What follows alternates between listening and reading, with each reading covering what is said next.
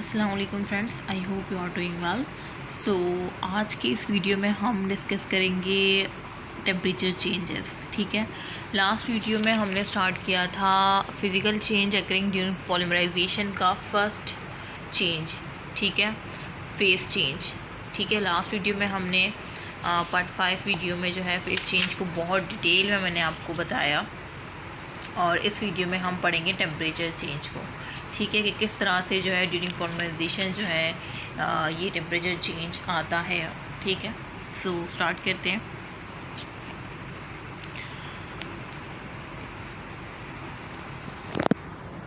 एक तो without stand जो है बहुत मुश्किल हो रही है मुझे। अब ठीक है, देखें टेम्परेचर चेंज किस तरह से the majority of polymerization reaction, जो मेजॉरिटी ऑफ पॉलीमराइजेशन रिएक्शन है वो क्या होते हैं, वो एक्सोथर्मिक इन नेचर होते हैं। ठीक है, and cause are mark increase in temperature of the polymerizing material, और जो है पॉलीमराइजिंग मटीरियल का जो है टेम्परेचर इंक्रीज़ करते हैं। ठीक है, सो ये आपको पता होना चाहिए कि जो हमारी पॉलीमराइजेशन रिएक्शंस होते हैं वो एक्सोथर्मिक इन नेचर होते हैं। ठीक है, ये बात अपने हाईलाइट कर लेनी है। दिस टेम्परेचर राइज में have important consequence for both industrial polymer and dental polymer. ठीक है, सो ये जो है इम्पोर्टेंट कॉन्सिक्वेंस डाल सकता है इंडस्ट्रियल और डेंटल पॉलीमर पे। तो देखते हैं क्या है इसका। Industrial polymer are generally produce in large quantity. जो इंडस्ट्रियल पॉलीमर होते हैं ना, जाहिर से बात है इंडस्ट्री लेवल पे आप खुद सोचें, लार्ज क्वांटिटी में ही जो है प्रोड्यूस हो रहे होंगे। ठीक है, large quantity are generally produce in large quantity using huge reaction vessels. ठीक है, जाहिर सी बात है बहुत बड़े बड़े वेजल्स यूज़ किए जाते होंगे रिएक्शन के लिए। An uncontrol increase in temperature in such a vessel could be catastrophic. मतलब ये कह रहे हैं कि फिर उन वेजल्स में जाहिर सी बात है जब बहुत बड़े पैमाने पे जो है पॉलीमराइजेशन का प्रोसेस हो रहा है वेजल्स में, तो क्या होगा, मैंने आपको बताया अभी स्टार्ट में कि ये एक एक्सोथर्मिक इन नेचर होता है। तो क्या होगा, उस वेसल में जो बहुत बड़े पैमाने पे पॉलीमराइजेशन का रिएक्शन हो रहा है, तो जाहिर सी बात है हीट जो है रिलीज़ होगी। एक्सोथर्मिक मीन जब रिएक्शन में से हीट रिलीज़ होती है। ठीक है, ये तो आपने मतलब आपको पता ही होगा। ठीक है, अच्छा, तो फिर वो जो वेल से जाहिर सी बात है पॉलीमराइजेशन के नतीजे में जो हीट रिलीज़ होती है, तो उससे जो है एक्सप्लोसिव होने का भी ख़तरा होता है इंडस्ट्रियल लेवल पे। ठीक है, the heat liberated will cause an acceleration in the rate of polymerization which causes heat to be liberated more rapidly and so on. फिर जाहिर सी बात है वो जो हीट लिबरेट होती है ना उस पॉलीमराइजेशन के रिएक्शन के नतीजे में, तो क्या होता है, एक्सलेरेशन मिलती है। उस हीट के निकलने से भी मज़ीद एक्सलेरेशन मिलती है किसको, रेट ऑफ पॉलीमराइजेशन को। रेट मीन जो रिएक्शन का रेट होता है ना वो मज़ीद फास्ट हो जाता है। ठीक है, जो हीट लिबरेट होती है वो मज़ीद फास्ट कर देती है किसके रेट को, रेट ऑफ पॉलीमराइजेशन को। ठीक है, जिसके नतीजे में क्या होगा, जाहिर सी बात है फिर मोर हीट प्रोड्यूस होगी which causes heat to be liberated more. फिर वो बहुत ज़्यादा हीट प्रोड्यूस होगी बहुत जल्दी। तो if such a process continue, और ये प्रोसेस कंटिन्यू होता जाएगा, जितनी हीट प्रोड्यूस होगी उतनी ही रेट ऑफ पॉलीमराइजेशन जो है उसको जो है वो सिग्नल देगा, और उतनी फिर रेट जो है इंक्रीज़ होगा पॉलीमराइजेशन रिएक्शन का, और उतनी ज़्यादा ही हीट प्रोड्यूस होगी। और फिर खुद सोचे आखिर में होगा क्या। ठीक है, continue if such a process continue is explosive में रिजल्ट क्या होगा आखिर में नतीजा, कि एक्सप्लोजन हो जाएगी। ठीक है, अच्छा, eight the very least the polymer. अच्छा, ये तो सारे इंडस्ट्रियल पॉलीमर के में क्या होता है वो बता दिया मैंने। अच्छा, अब ये देखें, at the very least the polymer may solidify in the reaction vessel causing the requirement for a massive cleaning operation और scraping of the reaction vessel. अच्छा, तो ये क्या कह रहे हैं कि अगर ये तो मैंने बताया कि बहुत बड़े पैमाने पे, बहुत ज़्यादा पैमाने पे जब हम यूज़ करेंगे तो क्या होगा, एक्सप्लोजन होने का ख़तरा है। और किस तरह से वो भी मैंने आपको बता दिया। एक तो ये फ़ैन की वजह से जो है ना ये, और शायद आपको मेरी वॉइस तो क्लियर आ रही होगी ना, मैं फ़ैन ऑफ़ करना भूल गई, क्योंकि फ़ैन जब ऑन होता है तो बच्चों को जो है वॉइस प्रॉब्लम का इशू होता है। ये इस पर रख देते हैं, मैंने अपना पाउच रख दिया है, इसका शेडो पड़ रहा है, लाइट नहीं आ रही है। अब ठीक है, तो फ़ैन मैं ऑफ़ कर लेती हूँ, लेकिन अभी जो है मैं भूल गई हूँ फ़ैन ऑफ़ करना, बस आपको वॉइस इशू ना हो, क्योंकि मैं फ़ैन ऑफ़ कर देती हूँ ताकि वॉइस क्लियर आए ना आप लोगों को वीडियो में। ठीक है, कहाँ पे थे ये तो मैंने आपको बता दिया था कि इंडस्ट्रियल लेवल पे जब बहुत ज़्यादा हम पॉलिमराइजेशन का प्रोसेस होगा बहुत बड़े पैमाने पे, तो एक्सप्लोजन होने का ख़तरा है। और अगर हम कहें कि बहुत वेरी लीस्ट पैमाने पे, मतलब वेरी लीस्ट द पॉलीमर में अगर हम बहुत थोड़े पैमाने पे पॉलिमराइजेशन का रिएक्शन करेंगे, मतलब तो फिर क्या होगा, पॉलीमर में सॉलिडिफाई, पॉलीमर जो होंगे वो सॉलिडिफाई हो जाएंगे, किस में, रिएक्शन वेसल में, जिस वेजल्स में वो रिएक्शन हो रहा होगा। और फिर क्या होगा, मैसिव क्लीनिंग होगी, मतलब बहुत मुश्किल से वो साफ़ होगा। ठीक है, सो ये होगा इंडस्ट्रियल लेवल पे। जबकि अगर हम अपने डेंटिस्ट्री में देखें तो हम तो जो अगर हम भी बहुत थोड़ी मकदार में पॉलीमर का यूज़ करते हैं ना डेंटिस्ट्री में, बहुत थोड़ी मकदार में। तो हमने अब जो लैब में काम किया है या जो हम पॉलीमर करेंगे, तो हमारी जो क्लीनिंग होगी ना, इसमें कह रहे हैं कि मैसिव क्लीनिंग होगी अगर ये थोड़ा सा यूज़ किया जाए। जबकि हमारे डेंटिस्ट्री में बहुत इजीली जो है क्लीनिंग हो जाती है। ठीक है, सो यहाँ पे ये है, इंडस्ट्रियल लेवल की बात कर रही हैं। जैसे कि मैं आपको बताऊं, जो हमने अभी स्लैब्स बनाई है ना, तो उसमें आपने जो हमने पेस्ट बनाया था ना, प्लास्टर को मिक्स किया था वाटर में। ठीक है, वाटर में प्लास्टर को मिक्स करके जो है हमने पेस्ट बनाया। ठीक है, अब क्या हुआ, पेस्ट बनाने के बाद हमने स्लैब बनाई, और उसके बाद वो जो हमारा बाउल था ना, अब उस पर क्या था, प्लास्टर मतलब अटैच हुआ था, रह गया था, चिपक गया था। अच्छा, जब हमने अपनी स्लैब बना ली ना, मतलब मेरे साथ तो ऐसा हुआ है, अब आप लोगों ने किया होगा इस तरह से या नहीं। अब फिर थोड़ी देर बाद जब मैंने देखा कि यार इसको मैं कैसे साफ़ करूँगी, जब वो सूख गया ना वो बाउल, उस बाउल पे जो प्लास्टर था जब वो सूख गया, तो मैंने क्या किया, उसको यूँ दबाया उस बाउल को ना, और उस जो प्लास्टर था ना वो खुद ही नहीं गिर गया, और उसको धोने की भी ज़रूरत नहीं पड़ी बाउल को। लेकिन फिर भी मैंने धोया जस्ट उसको जो है कंगाला वाटर से, क्योंकि उसका जो प्लास्टर था ना वो सॉलिड होने पे जब वो सूख गया, देन मैंने उसको सिर्फ बाउल को यूँ किया ना, यूँ कर किया, और उसके सारे जो है प्लास्टर जो चिपका था वो खुद ही जो है सॉलिड की शक्ल में नीचे आ गया, और मैंने उसको डस्टबिन में डाल दिया। मतलब बाकियों की तरह मुझे मेहनत नहीं करनी पड़ी, रगड़ना नहीं पड़ा। तो इस वजह से मैं कह रही हूँ कि इंडस्ट्रियल लेवल पे, सॉरी हमारी डेंटल पॉलीमर में जो है क्लीनिंग आसानी से हो जाती है। यहाँ पे कह रहे हैं कि इंडस्ट्रियल पॉलीमर में जो है अगर हम थोड़ी मकदार में लेंगे तो रिएक्शन वेदर की क्लीनिंग मुश्किल से होगी, स्क्रैपिंग जो होगी वो मुश्किल से होगी। Naturally attempt are made to avoid such events which may be both dangerous and expensive. तो नेचुरली हम जो है ये इंडस्ट्रियल लेवल पे ये बहुत ज़्यादा ख़तरनाक है, डेंजरस है और एक्सपेंसिव भी है, तो हम इसको अवॉइड करते हैं। ठीक है, one of the most effective way of dissipating heat during polymerization is to either dissolve the monomer in a suitable solvent or to form a suspension of the monomer in water, suspension polymerization. अच्छा, तो ये क्या कह रहे हैं, ये कह रहे हैं कि मतलब एक इफ़ेक्टिव वे है, मतलब एक इफ़ेक्टिव वे हम ये बता सकते हैं कि किस तरह से उस हीट को जो है हम किस तरह से किस तरह से हम उस हीट को डिसिपेट कर सकते हैं। तो वो क्या वे है, one of the most effective वे वो क्या है, डिसिपेटिंग हीट ड्यूरिंग पॉलीमराइजेशन। मतलब जो पॉलीमराइजेशन के दौरान जो हीट प्रोड्यूस हो रही है उसको हम किस तरह से डिसिपेट कर सकते हैं। तो उसका एक ही वे है कि हम वो जो मोनोमर है ना, जो मोनोमर मिल के पॉलीमर बना रहे हैं, तो हम वो उस मोनोमर को किस में डाल दें, डिज़ोल्व कर दें हम उनको सुटेबल सॉल्वेंट में। ठीक है, और टू फॉर्म अ सस्पेंशन, और फिर वो जब मोनोमर उस सॉल्वेंट में जाएगा, जाहिर सी बात है क्या फॉर्म करेगा, सस्पेंशन होगी ना, सस्पेंशन फॉर्म करेगा। और यूजुअली हम सॉल्वेंट जो है वाटर लेते हैं। ठीक है, तो अगर हम मोनोमर को वाटर में डिज़ोल्व कर दें और मतलब वाटर के अंदर ही मोनोमर एक दूसरे से रिएक्ट करे और पॉलीमर की फॉर्मेशन करे, तो उस पॉलीमराइजेशन की प्रोसेस को क्या कहेंगे, सस्पेंशन पॉलीमराइजेशन। ठीक है, ये सस्पेंशन पॉलीमराइजेशन क्यों कह रहे हैं, बिकॉज मोनोमर जो है वाटर के अंदर जो है मोनोमर आपस में रिएक्ट करके पॉलीमर बना रहे हैं, पॉलीमर की चेन बना रहे हैं, तो इस वजह से जो है एक सस्पेंशन क्रिएट कर रहे हैं, तो इस वजह से सस्पेंशन पॉलीमराइजेशन इसे कहा जा रहा है। और इस तरह से जो है हम हीट जो है को कंट्रोल कर सकते हैं जो इवॉल्व हो रही है। अच्छा, the heat of polymerization is dissipated through the solvent or water. वही बात होगी, जो हीट ऑफ पॉलीमराइजेशन है ना उसको हम डिसिपेट कर सकते हैं सॉल्वेंट के थ्रू या वाटर के थ्रू। बहुत इंपॉर्टेंट पॉइंट है, अंडरलाइन कर लें।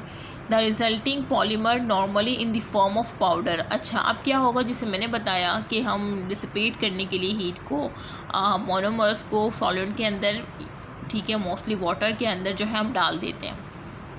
तो वाटर के अंदर ही बहुत से मोनोमर एक दूसरे से रिएक्ट करके पॉलीमर की चेन की फॉर्मेशन करते हैं, ठीक है। अब वाटर के अंदर ही पॉलीमर की चेन फॉर्म हुई है, ठीक है। मोनोमर आपस में मोनोमर जो है मोनोमर मॉलिक्यूल ने आपस में रिएक्ट करके कन्वर्ट हो गए पॉलीमर मॉलिक्यूल में, ठीक है, वाटर के अंदर, इन दी वाटर, ठीक है। अच्छा, तो फिर क्या होगा, खुद सोचें, हम फिर क्या करेंगे। The resulting polymer normally in the form of powder, फिर जो रिजल्टिंग पॉलीमर होगा जो कि वाटर के अंदर होगा वो क्या होगा, किसकी फॉर्म में होगा, पाउडर की फॉर्म में होगा। मे बी कलेक्टेड, जिसको हम कलेक्ट कर सकते हैं प्रिसिपिटेशन फ्रॉम दी सॉल्वेंट, मतलब किस तरह से, either by precipitation from the solvent or by sieving beads from the water, मतलब वो प्रिसिपिटेट की फॉर्म में भी हमसे कलेक्ट कर सकते हैं, या हम वो सीविंग बीड्स तो देखी होंगी, सेकेंड ईयर में हमारा प्रैक्टिकल भी था, एक छन्नी टाइप होती है ना, वो जो हम आटा, एक्चुअली मैं तो घर के काम बिल्कुल भी नहीं करती, लेकिन मैंने देखा है वो जो आटा होता है ना जिसको हम छानते हैं, वो छन्नी टाइप जो होता है, तो उसके ज़रिए भी हम जो है मतलब उसी की तरह जो है सीव लाइक होती है, ठीक है, सीविंग बीड्स होती है, जिसकी जो कि जो पाउडर फॉर्म होती है वो उसमें रह जाती है और वाटर पास कर जाता है, तो इस तरह से हम कलेक्ट कर लेते हैं अपने पॉलीमर को, ठीक है। तो ये फिर कलेक्ट करने का प्रोसेस है वाटर से किस तरह से। Suspension polymer form in this way are normally moulded into this required shape by softening the polymeric molding powder with heat and shaping।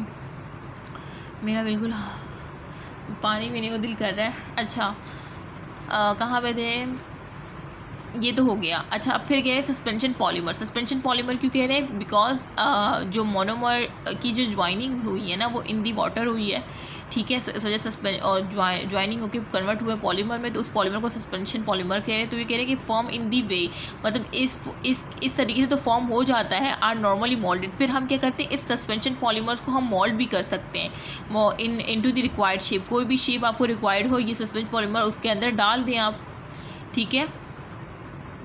कहाँ गए अब, suspension polymer form in this way are normally moulded in the required shape, required shape में डाल दें by softening the polymeric moulding powder, और फिर क्या करें, वो सॉफ्ट हो जाएगा उसके अंदर with heat and shaping under pressure. अच्छा, फिर हम क्या करेंगे, उसको जो है हम मोल्ड कर सकते हैं या तो हीट के थ्रू, या हम उसको प्रेशर मतलब अंडर प्रेशर भी उसको शेप दे सकते हैं, ठीक है। तो ये प्रोसेस है कि सस्पेंशन पॉलीमर को आप मोल्ड भी कर सकते हैं किसी भी रिक्वायर्ड शेप में। किस प्रोसेस के ज़रिए, मतलब किस तरह से आप उसको रिक्वायर्ड शेप में मोल्ड कर सकते हैं, आप उसको सॉफ्टन करना होगा, मतलब आपने वो जो सस्पेंशन पॉलीमर है ना उसको सॉफ्ट करना होगा। पॉलीमेरिक मोल्डिंग पाउडर जो आपने लिया है ना छन्नी से, मतलब छन्नी से जो आपने छाना है सीविंग बीड से जो आपने पाउडर को कलेक्ट किया है ना, तो अब वो पाउडर कह रहे हैं कि उस पाउडर को जो है, मतलब वो सस्पेंशन पॉलीमर है, ठीक है, उसको आप मोल्ड कर सकते हैं रिक्वायर्ड शेप में, लेकिन किस तरह से, पहले आपने उसको सॉफ्ट करना होगा, ठीक है। तो सॉफ्ट आप किस तरह से करेंगे, बाय हीट के ज़रिए या बाय अंडर प्रेशर के ज़रिए जो है आप उसको सॉफ्ट करके मोल्ड इजीली कर सकते हैं। तो ये दो प्रोसेस आपने मस्ट याद रखने हैं, with heat and shaping under pressure, मतलब शेप आप दे सकते हैं अंडर प्रेशर। ये आपसे पूछा जा सकता है कि हम मोल्ड किस तरह से कर सकते हैं सस्पेंशन पॉलीमर्स की, तो with heat and shaping under pressure, ठीक है। और इसको हम कहते हैं इंजेक्शन मोल्डिंग, ठीक है, मतलब वो मोल्डिंग जो कि अंडर प्रेशर या हीट के थ्रू जो है की गई हो। तो ये तो आपसे अगर वाया में पूछ लिया गया तो आप बता सकते हैं कि इंजेक्शन मोल्डिंग में क्या होता है, कि सस्पेंशन पॉलीमर्स जो होते हैं उनको हम मोल्ड करते हैं रिक्वायर्ड शेप में by softening the polymeric moulding powder, मतलब जो पाउडर होता है उसको सॉफ्ट करने के लिए हमें हीट देते हैं और शेप देते हैं अंडर प्रेशर। मतलब सॉफ्ट करने के लिए हम क्या करेंगे, हम हीट देंगे, और शेप देने के लिए हम प्रेशर अप्लाई करेंगे, तो इसको इंजेक्शन मोल्डिंग कहा जाता है। आई होप आपको समझ आ गया हो। By softening the polymeric moulding powder with heat and shaping under pressure is called injection moulding. तो ये आपको पता होना चाहिए इंजेक्शन मोल्डिंग क्या होता है। अच्छा, condensation polymer are often cure in bulk in the absence of water or solvent. अच्छा, तो ये देखिए कंडेंसेशन पॉलीमर में जो पॉलीमर बन गए, ठीक है, बन जाते हैं, आर ऑफन हम उसको क्योर कर सकते हैं इन बल्क में, ठीक है, बल्क में क्योर कर सकते हैं इन the absence of water or solvent. अच्छा, यहाँ पे बच्चे कंफ्यूज हो जाएंगे कि यार absence of water or solvent, पहले तो प्रेजेंस ऑफ, यार तो ये मैं बता क्या रही हूँ, इसमें आप कंफ्यूज क्यों हो रहे हैं? मैं यहाँ पे कंडेंसेशन पॉलीमर बता रही हूँ, और मैंने जो पहले बताया वो मोनोमर्स का बताया कि जब monomers in presence of water में रिएक्ट करेंगे तो हम डिसिपेट कर सकते हैं, हीट को कंट्रोल कर सकते हैं। ठीक है, वो मोनोमर्स थे जो वाटर के अंदर रिएक्ट करके पॉलीमर बना रहे थे। ये कह रहे हैं कि कंडेंसेशन पॉलीमर को हम जो है क्योर कर सकते हैं बल्क की फॉर्म में। वो होता है इन the absence of water or solvent. ठीक है, और बल्क क्या होता है? बल्क जो है ना, मतलब बहुत स्मॉलर क्वांटिटी में जो हम डेंटिस्ट्री में यूज़ करते हैं ना, वो होता है। मतलब माउथ में तो हम बहुत थोड़ा सा यूज़ करते हैं, लाइक 50 ग्राम या 100 ग्राम, ये भी मैं बहुत ज़्यादा बता रही हूँ। 20-25 ग्राम इस तरह से यूज़ किया जाता है इम्प्रेशन मटीरियल्स में भी। ठीक है, सो ये सारी बातें आगे आप पढ़ेंगे ना तो आपको पता समझ आ जाएगा, लेकिन मैंने पढ़ा हुआ है तो मैं पहले से बता रही हूँ। मेरा हाथ बिल्कुल थक गया मोबाइल ले लेके बस अब इंशाल्लाह नेक्स्ट वीडियो में स्टैंड लगाऊंगी, क्योंकि मेरा हाथ थक जाता है और ऐसा लगता है बस मोबाइल मेरे हाथ से गिर जाएगा। हाथ में दर्द स्टार्ट हो गया मेरे, हाँ बिल्कुल सुन हो गया मेरा हाथ। चले भाई, टाइम कम है बहुत। ठीक है, injection moulding. Condensation polymer often cure in bulk, मतलब कंडेंसेशन पॉलीमर जो है को हम ऑफन क्योर करते हैं बल्क की फॉर्म में इन the absence of water or solvent. ये तो मैंने बता दिया आपको, और बल्क क्या होता है बता दिया। The reaction is allowed to proceed under control condition. अब ये जो रिएक्शन होता है ना, ये सारा ये अलाउ होता है अंडर कंट्रोल कंडीशन में। ठीक है, और फिर उसको हेल्ड किया जाता है मीन बाय कूलिंग के प्रोसेस के तौर पे। When only a small proportion of the reactive group of the monomer have been converted. ठीक है, ये क्या कह रहे हैं कि मतलब ये जो हम कह रहे हैं ना कि सस्पेंशन पॉलीमर को हम मोल्ड करेंगे, ये करेंगे, तो वो यही कह रहे हैं कि ये रिएक्शन जो होता है ना, ये प्रोसीड होता है अंडर कंट्रोल कंडीशन में। मतलब आप उसको जब भी मोल्ड करेंगे ना, जब वो पूरी तरह से जो है पॉलीमर ना बना हो, मतलब पॉलीमर बना हो लेकिन उसमें कुछ मोनोमर्स भी हो, पॉलीमर्स भी हो। ठीक है, इस वजह से वो थोड़ा सॉफ्ट लाइक होगा। ठीक है, मतलब सॉफ्ट लाइक आप बनाएं, मतलब ऊपर जो है आपने सॉफ्ट किस तरह से बनाया, विद हीट और शेपिंग के अंडर प्रेशर। यहाँ पे ये कह रहे हैं कि ये रिएक्शन अगर आप अंडर कंट्रोल कंडीशन में करेंगे और उसको हेल्ड करेंगे बाय कूलिंग के तौर पर, small proportion of the reactive group of the monomer have been converted, मतलब मोनोमर को आप इजीली कन्वर्ट कर सकते हैं। ठीक है, कूलिंग के प्रोसेस के बाद थोड़ा सॉफ्ट होंगे तभी आप उसको मोल्ड कर पाएंगे। ठीक है, at this stage the partially polymerise monomer. तो ये जो मैं आपको बता रही हूँ ये क्या है, पार्शियली पोलराइज मोनोमर है ना, मतलब अभी उसमें पूरी तरह से सारे मोनोमर जो है सारे मोनोमर पॉलीमर में कन्वर्ट नहीं हुए, कुछ मोनोमर पॉलीमर में कन्वर्ट हुए, कुछ मोनोमर अभी भी मोनोमर ही है, तो इसे हम क्या कहेंगे, पार्शियली पॉलीमराइज मोनोमर। ठीक है, स्टिल रिलेटिवली फ्लूइड। तो वो जब अगर पार्शियली पॉलीमराइज मोनोमर मौजूद है तो वो स्टिल रिलेटिवली किस नेचर में होगा, रिलेटिवली फ्लूइड इन नेचर होगा। ठीक है, and can be mould, then आप उसको मोल्ड कर सकते हैं। ठीक है, मतलब वो मोल्ड करने के काबिल है। एक तो ये है कि आपने मोल्डिंग ऊपर किस तरह से की, इंजेक्शन मोल्डिंग थी, जो कि आपने जो छन्नी से छाना पाउडर उसको सॉफ्ट किया हीट से और शेपिंग के अंडर पे, ये इंजेक्शन मोल्डिंग है। ये तो अलग एक इंजेक्शन मोल्डिंग है, एक ये मोल्डिंग है, एक ये प्रोसेस है कि आप क्या करें, जो मोनोमर्स रिएक्ट करके पॉलीमर्स बना रहे हैं ना, आप उसको ले लें उस पेस्ट को। अब उस पेस्ट में मोनोमर्स भी है, पॉलीमर्स भी है, मीन सारे मोनोमर्स पॉलीमर्स में कन्वर्ट नहीं हुए, कुछ मोनोमर पॉलीमर में कन्वर्ट हुए, कुछ अभी भी मोनोमर है, तो उसको हम कहेंगे कि पार्शली पॉलीमराइज मोनोमर है। मतलब अब पार्शली मीन आधे मोनोमर कन्वर्ट हुए पॉलीमर में और आधे नहीं हुए, तो इस वजह से हम कहेंगे partially polymerize monomer still relatively fluid.